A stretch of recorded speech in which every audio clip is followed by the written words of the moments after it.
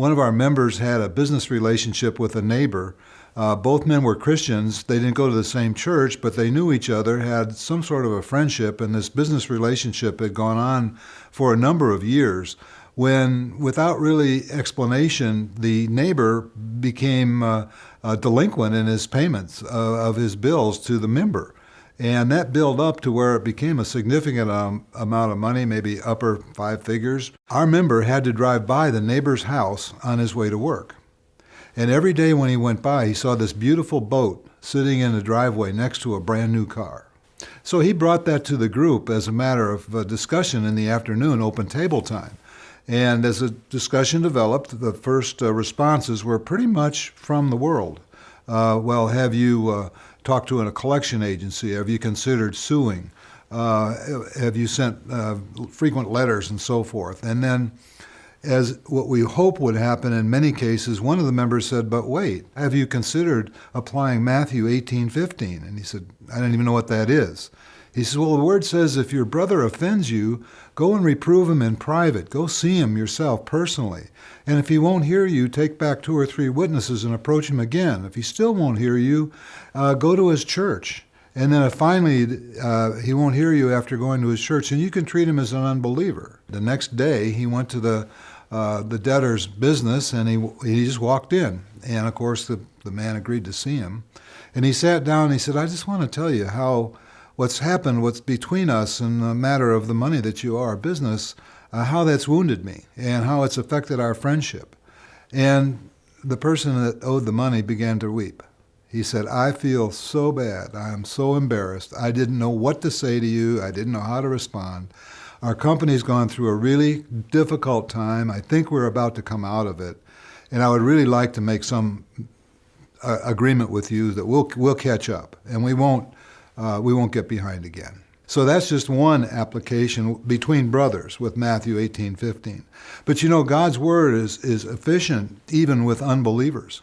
As an example, we had a situation where 2 realtors had done a business deal together on a big piece of land. One was a Christian, was a part of our group. The other was not a believer, and the unbeliever was not paying the believer. And so that situation was brought to the group, and Matthew 18:15 was suggested as a possible resolution in that case too. But our member said, but the other man isn't a believer. And the person who was given the godly counsel said, it doesn't matter. God's word is powerful, and it's sharper than a two-edged sword, and so on. So he said, but how do I work that out? He said, well, first you go in person, and you tell him in that meeting that, look, if you don't take care of this situation, I'm going to come back with 2 or 3 other realtors who know both of us, and I'm going to state the situation again before them as witnesses. And if that doesn't work, I'm going to go to the insurance commissioner or the board of governing realtors in our area, and I'm going to state the case to them too. And if that doesn't work, then I'm going to sue you. And so the other realtor, of course, he didn't want any of those options. So he said, well, all right. He said, I don't want to do that. So would you allow me to pay you in 2 payments? Things are a little tight right now. And the member said, sure, that'll be fine. 2 things. As you get into giving counsel in your groups, please think about, is there a portion of God's word that will apply here? So many of us just default to our worldly experience, and that's what was actually happening in both those cases until at least one member said, no, wait a minute, what about God's word? And the second thing I want to warn you, especially those of you that are in mature groups, don't let your sword get dull. There have been situations where groups that have met together over a number of years have overlooked an opportunity to apply God's word in another member's life to the loss of that member who didn't receive the benefit from the group.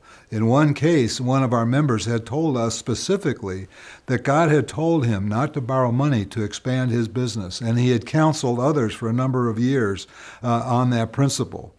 And he was a very highly respected and long-term member of the group. One day he came to the group and he told them of a business opportunity that he had that could double his business, but he would have to borrow money to do it. But he was such a good presenter and he was so respected and so suave, and it was a slam dunk deal after all. The group did not confront him.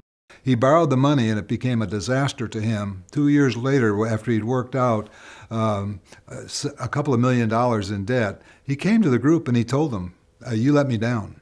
So those of you that are maturing in your group experience, don't let your sword get dull.